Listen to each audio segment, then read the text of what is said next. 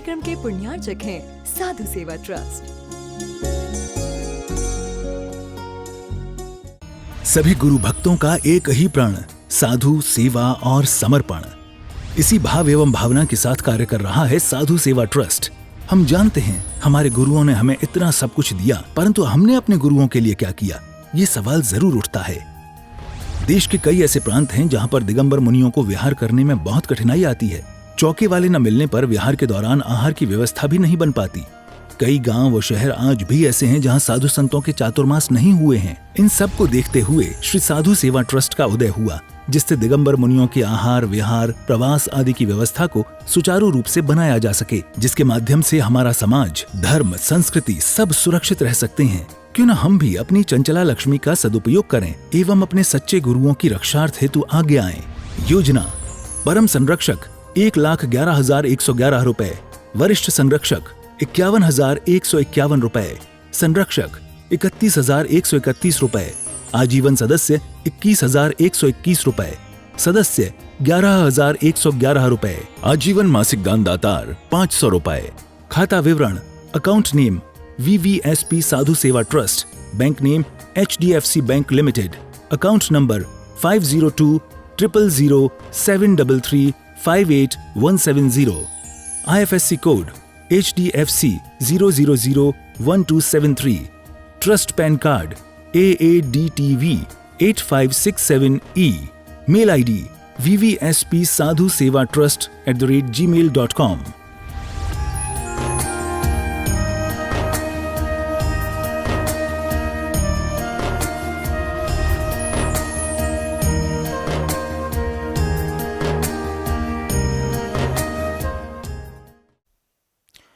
जीवमजीवं दव्वं जिन्वरवसेण जीर्णे दिट्ठं देविन्दविन्दवन्दं वन्दे तं सर्वदा शिरसा।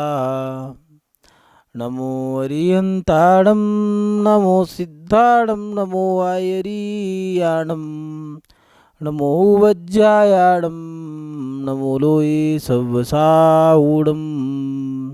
जय बोलिए अंतिम तीर्थंकर विनायक श्री महावीर भगवान की, परम पुण्य आचार्य भगवान गुरुदेव शिवसुरंदी जी मुनिराज की, अहिंसा में विश्व धर्म की। उपस्थित सभी धर्म प्रेमी पुण्य आत्मा एवं महानुभाव, भारत एक ऐसा देश है जहाँ पर समय समय पर नई नई चीज़ों की उपलब्धियाँ होती रहती हैं। समय भारत में हर समय कुछ ना कुछ हमें नया प्राप्त होता है, और ये उपलब्धियां जो प्राप्त होती हैं इस भारत में होती हैं। भारत से बाहर जाओगे तो नहीं मिलेंगी। यह आपका और हमारा एक अहोभाग्य है, सौभाग्य है कि इस भारत में हर 2 महीने बाद मौसम का परिवर्तन होता है। कभी गर्मी, कभी सर्दी, कभी बरसात, कभी पतझड़, कभी सावन, तो कभी ग्रीष्म काल के बाद वर्षा काल, वर्षा काल के बाद शीतकाल, और इनमें भी 2-2 महीने की जो ऋतु आती हैं, ऐसे हर समय पे मौसम बदलना। कभी फूलों का मौसम होता है तो कोई पत्तों के गिरने का मौसम होता है, कभी वर्षा का मौसम होता है तो कभी सुहावना मौसम होता है, कभी शीतकाल का मौसम होता है तो कभी कड़कड़ाती ठंड का मौसम होता है। ये ऐसी 6 ऋतुओं से बना हुआ मौसम, और इस मौसम से चलता है भारत, जहाँ पर गर्मी, सर्दी और बरसात 3 ऋतुएं बड़ी हैं। बसंत, सावन और शरद ऋतु, ऐसे 6 ऋतुओं के माध्यम से यहाँ पर मौसम परिवर्तन करते रहते हैं। और उनमें अति गर्मी में, अति सर्दी में, अति बरसात में हमें लाभ भी होता है तो हानि भी होती है। भारत का व्यक्ति इतना मजबूत है कि वो हर संकट को सहन कर सकता है। कारण, क्योंकि भारत में जो 6 ऋतुएं हैं, उन 6 ऋतुओं के माध्यम से शरीर के हार्मोन्स ऐसे बने हैं कि वो बड़ी से बड़ी बीमारी से भी लड़ सकता है। और जो भारत की 6 ऋतुएं हैं, ये इस भारत में है, अन्य देशों में नहीं है। वहाँ पर सिस्टम अलग है। किसी देश में अति गर्मी है तो किसी देश में अति सर्दी है, किसी देश में सर्दी और गर्मी है तो किसी देश में कभी कभार बारिश हो जाती है। 3 ऋतुएं हैं, 2 ऋतुएं हैं, 1 ऋतु है, लेकिन 6 ऋतुएं कहीं नहीं मिलती। ये मात्र इस भारत में है। और ये सब हम जब नए मौसम आते हैं तो उन नए मौसमों में खुश तो होते हैं, किंतु दुख भी होता है, क्योंकि उन नए मौसम के आने से हम बीमार हो जाते हैं। अति गर्मी, अति सर्दी में, अति बरसात में हम बीमार पड़ जाते हैं। फिर हम मौसम की उन मार से कैसे बचें? क्योंकि जब अति गर्मी होती है, अति सर्दी होती है, अति बरसात होती है तो हमारे शरीर में बीमारी भी आती है, और जब बीमारी आ जाती है तो हमारा धर्म छूट जाता है, तब हमें आकुलता व्याकुलता होती है। तो उन अति गर्मी आदि मौसम जो है उनसे बचें कैसे? मौसमों से बचने का उपाय है, ऐसा नहीं है गर्मी आज ही पड़ रही है, पहले भी गर्मी पड़ती थी। पहले भी 40, 45, 50 डिग्री, 52 डिग्री, 55 डिग्री तक तापमान हो जाया करता था। लेकिन उस समय क्या उपाय थे? आज जरा सी गर्मी ज़्यादा पड़ जाती है या ठंड ज़्यादा पड़ जाती है तो हम बौखला जाते हैं, हमें डर लगता है, हम चिंतन करने लग जाते हैं, टेंशन में आ जाते हैं, और ज़रा सी बात पर इतना हो गया, इतना टेम्परेचर हो गया, इतना टेम्परेचर हो गया, वहाँ बारिश हो गई, हाय तौबा मचा देते हैं। अरे भैया, गर्मी में गर्मी नहीं पड़ेगी तो ठंड पड़ेगी क्या? सर्दी में बरसात हो जाएगी तो फिर क्या होगा? बरसात में बरसात होती है, सर्दी में सर्दी होती है, गर्मी में गर्मी होती है। फिर उन मौसमों से हम कैसे जूझें, उनसे कैसे लड़ें, उनसे कैसे सुरक्षित रहें? तो मौसमों से लड़ने के लिए भी कुछ उपाय बताए हैं। अति गर्मी, अति सर्दी, अति बरसात में हमें क्या करना है, इसके लिए भी हमारे आचार्यों ने कुछ बताया है। क्या? पहला, अति गर्मी, अति सर्दी जो है उनसे बचने के कुछ उपाय जो दिए हैं, वो पहला उपाय है कि हमारे रुकने का स्थान कैसा है, हमारे जो छत, सर ढकने की जो छत है वो कैसी है, इस पे हमें ध्यान देना पड़ेगा। पहले लोग मकान बनाया करते थे तो वो झरोकेदार खुले बनाया करते थे। आज नई टेक्नोलॉजी, नई सुविधाओं के कारण लोग अपने मकान बंद बनाने लग गए हैं। कारण, अगर एसी चलेगा तो वो घर को ठंडा कर देगा, इसलिए हमने घर बंद बना दिया। कमरे का गेट बंद करो या फिर मेन गेट बंद कर लो, एसी चला दो, पूरा घर ठंडा हो जाएगा।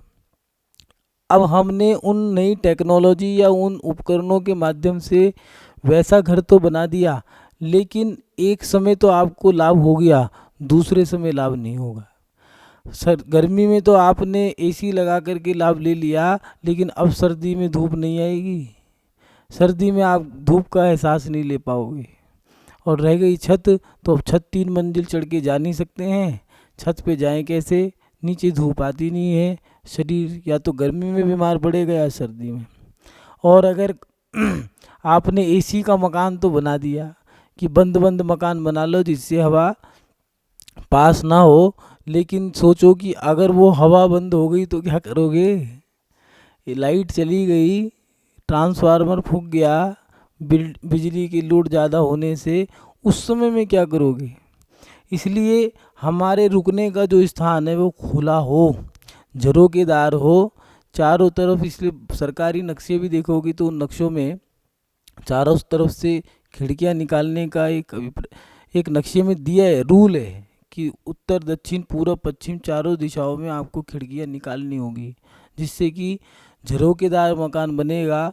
अगर कोई दुर्घटना घटती है, जैसे आग लग गई या फिर कोई बात हो गई है, तो उस समय में आप लोग बच सकते हो। पहले के मकानों में एक जाल हुआ करता था, उस जाल के माध्यम से बहुत बचाव होता था। वर्षा आती थी तो नीचे पानी आता था, गर्मी होती थी तो धूप आती थी, तो रात को हवा भी आती थी। लेकिन हमने एक के ऊपर एक पटाव डाल दिए हैं। उन पटावों को डालने से हमारे जीवन में अब ये भी एक बड़ी मुसीबत हो गई है कि मकान बंद है, डब्बा सा मकान है, क्या करें? तो इसलिए झरोकेदार मकान हो। मौसम के अनुसार हमें ये काम भी करना होगा। झरोकेदार खुले मकान जो हैं सर्दी, गर्मी, बरसात तीनों में ही काम आएंगे। उसके साथ साथ दूसरी बात, हमारे मकान की व्यवस्था क्या है। पहले मकान अगर प्राचीन लोगों को देखोगे तो मकान के नीचे भी होता था तो ऊपर भी होता था। एक मंजिल बनाया करते थे, दो मंजिल नहीं है तो एक ही मंजिल में गुजारा कर लिया, कोई बात नहीं, सामर्थ्य नहीं है, लेकिन मंजिल के नीचे भी मंजिल बनाते थे। मतलब घरों के अंदर तलघर होते थे।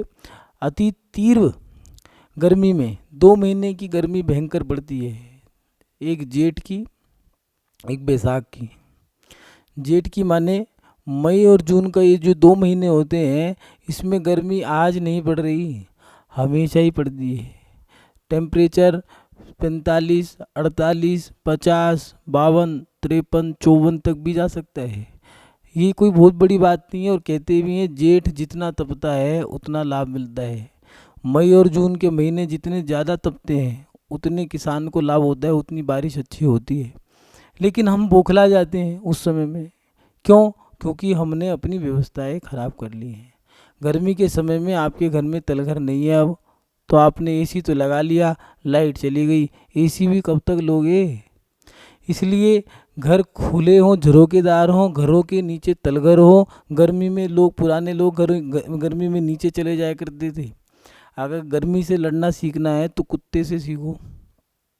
आप देखना गली का जो कुत्ता है वो मई जून के महीने में गर्मी कैसे बिताता है। रेत का टीला होगा, उस टीले के अंदर एक गड्ढा करेगा पैरों से और उस गड्ढे में जाकर के सो जाएगा। वो रेत ऊपर से गर्म है लेकिन अंदर से ठंडा मिलेगा। और सर्दी में क्या करेगा, उस रेत को अपने ऊपर डाल लेता है, तो वो सर्दी में ऐसे सो जाता है। बरसात में रेत के ऊपर जाके सो जाता है। ऐसे ही हमारे मकान है, इन मकान में हमें ऐसे ही गुजारा करना है। मकान को साथ कोई लेके नहीं गया है, ये हमारे रहने के लिए छप्पर है, हमारे सर की छत है, इसमें बचाव करना है। बरसात में पानी ना हमारे ऊपर पड़े इसलिए छत डाल दी। गर्मी में तलघर में चले गए, सर्दी में ऊपर आ गए।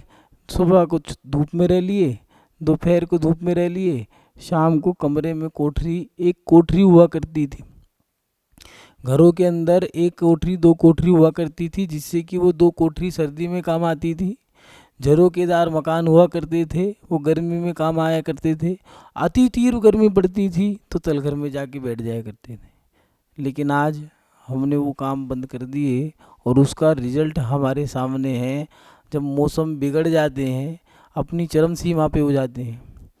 कार्तिक नवंबर का जो महीना होता है उसमें ठंड शुरू होती है। दिसंबर और जनवरी ये 2 भयंकर ठंड पड़ने के मौसम हैं। कई जगह दिसंबर और जनवरी में पड़ती है, कई जगह जनवरी और फरवरी में पड़ती है। लेकिन उस समय इतनी भयंकर ठंड पड़ती है, उस समय हम करें क्या?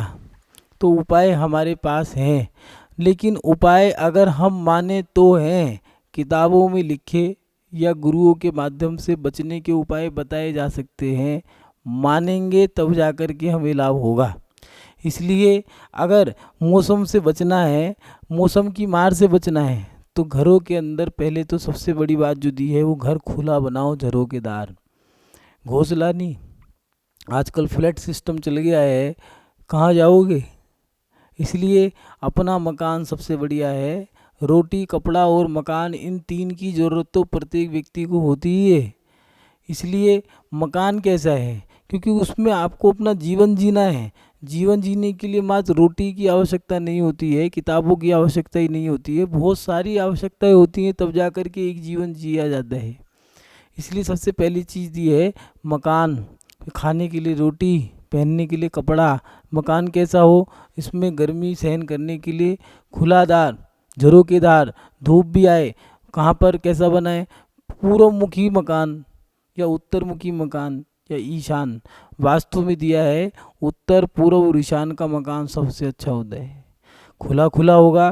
पूर्व प्राची दिशा है, ऊर्जा देके जाती है। उत्तर कुबेर की दिशा है, लाभ देके जाती है। और ईशान दिशा गुरु का स्थान है, उमंग देके जाती है।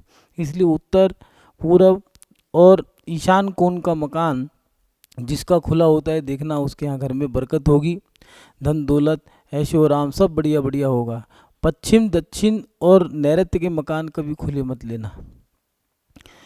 वायव्य और आग्नेय अगर ऑप्शन मिलता है तो वैसे तो मना किया है, लेकिन मजबूरी है तो आग्नेय कोण का मकान थोड़ा सा हटके, जैसे पूरब से थोड़ा सा कोना इधर है तो चलो कोई बात नहीं, ले लिया, लेकिन उसमें थोड़ी हानि रहेगी, गुस्सा आएगा, क्योंकि आग्नेय कोण तो आग्नेय है। और उसमें ये भी हो सकता है जिसने मकान आग्नेय कोण का ले लिया उसकी बेटी की शादी फिर जल्दी नहीं होगी, बच्चों की शादियाँ देर से होती हैं। वायव्य कोण में घर में खर्चा लगा रहेगा, कोई मकान है, गेस्ट आते रहेंगे, और या फिर घर में रहने वाले व्यक्ति घर में कम बाहर ज़्यादा रहेंगे, पैर में फिरकरी बनी रहेगी, कभी कहीं जा रहे कभी कहीं जा रहे। इसलिए आचार्यों ने दिया है मकान बनाना है तो उत्तर, पूर्व और ईशान कोण में जो आचार्य भगवान यति विश्व मुनि महाराज ने त्रिलोकपण्डिती में वास्तु के बारे में जो उल्लेख किया है उसमें स्पष्ट दिया है, पूर्व और उत्तर और ईशान ये तीन ही दिशा अच्छी है, बाकी चौथी कोई दिशा अच्छी नहीं मानी है। इसलिए जितने भी मंदिर बनते हैं वो पूर्व दिशा के बनते हैं। महानुभाव पूर्व दिशा, उत्तर दिशा, ईशान दिशा की ओर अपना मुख द्वार का जो घर का प्रवेश द्वार है वो होना चाहिए। आपने मकान बनाया, खुला बनाओ, झरोकेदार बनाओ, एक तल घर जरूर बनाएं, और घर में मकान बनाते समय एक कमरा जरूर खाली रखें जिसको आप मंदिर कहते हो, या फिर वो गुरु का स्थान जिसको ईशान कोण में दिया है वो गुरु का स्थान है। वहाँ पर आप भगवान की फ़ोटो रख सकते हो, लेकिन वो गुरु का स्थान है। जब भी कोई साधु आते हैं तो उनका चौका या उनको समाय करनी पड़ जाए, या कोई परिस्थिति ऐसी होती है, कोरोना का समय है, महामारी का समय है, गर्मी ज़्यादा हो गई है, बिहार कर रहे हैं, कोई दुर्घटना घट गई, चक्कर आ गई, लू लग गई, तो भैया वो आप उस कमरे में बिठा के समाय तो करा सको। तो ऐसा उसको अंग्रेजों ने भी स्वीकार किया है। गेस्ट रूम उसका नाम दिया, गेस्ट माने अतिथि, अतिथि का वो अलग से ही एक कमरा होता है, उस कमरे से छेड़ाखानी ना करे, वो गुरु का स्थान है। खुले झरोकेदार तलघर वाले मकान, ये दो चीज़ आपको बताई है। उसके साथ साथ हमें मौसम में क्या खाना चाहिए, मौसम से लड़ने की भी हमारे अंदर क्षमता हो। अति गर्मी जब पड़ रही है तो हम उसमें करें क्या, तो ज़्यादा गर्मी पड़ने पर हमारे लिए कुछ हमें ध्यान रखना चाहिए। लोगों को यही नहीं पता गर्मी में क्या करना है। गर्मी में कचौड़ी पकौड़ी मत खाना, फूड पॉइजन जिसको कहते हैं वो क्या है।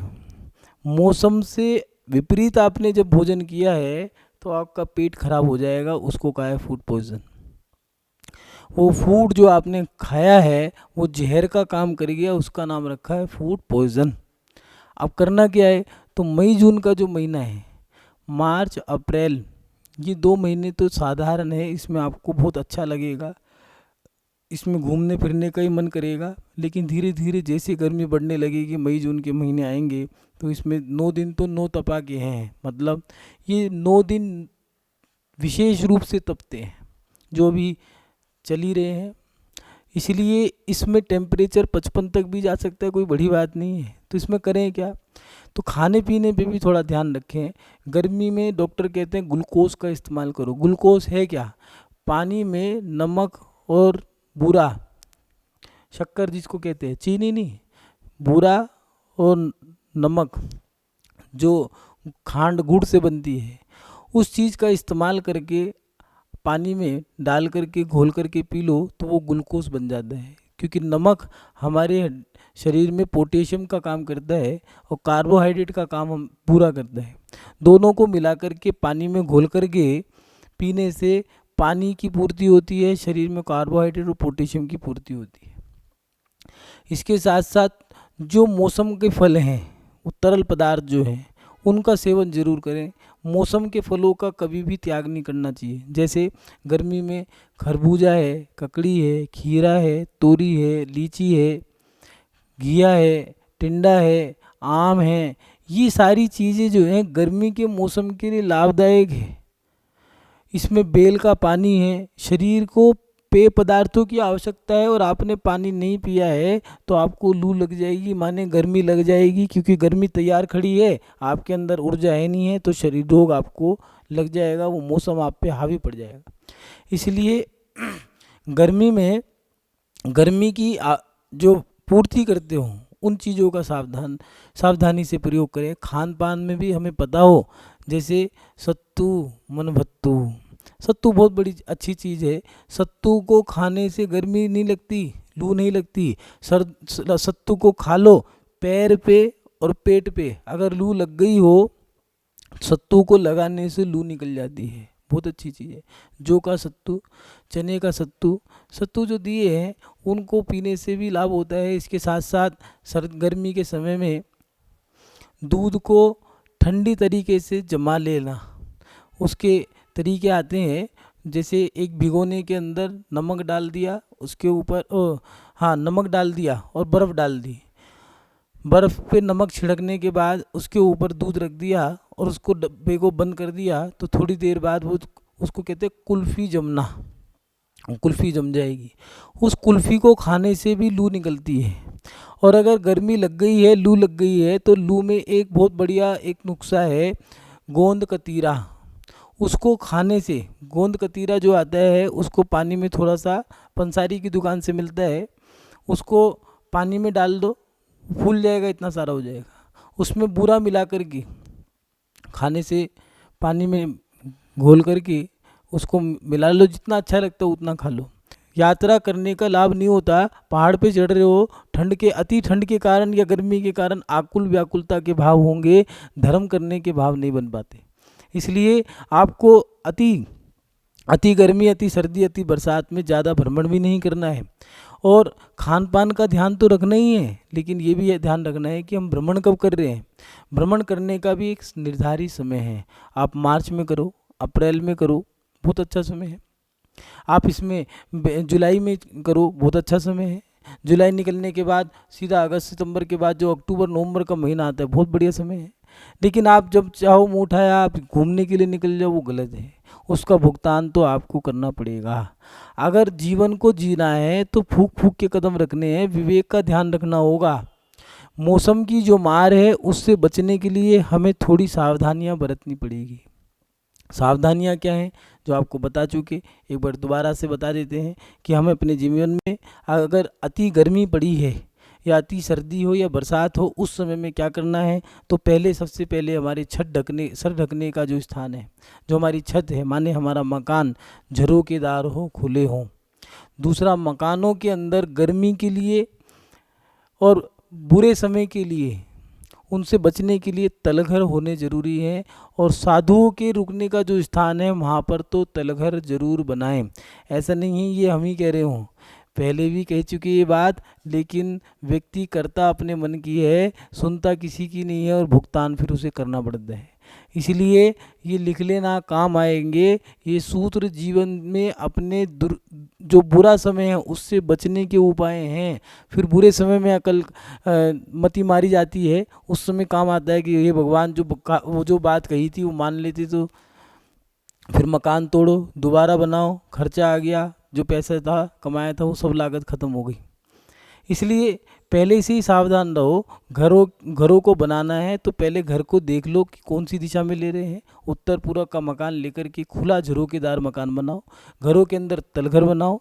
और उसके साथ साथ अब जब मौसम चरम सीमा पे अपनी ऋतु अपना तांडव दिखा रही हो, गर्मी, तीव्र गर्मी हो, मई जून का महीना, जब पानी भी सूख जाता है, जानवर भी उड़ते उड़ते नीचे ज़मीन पर गिर के अपने प्राण त्याग देते हैं, ऐसे समय में हमें क्या करना है, तो हमें उस खान पान की विधि के बारे में भी जानकारी होनी चाहिए।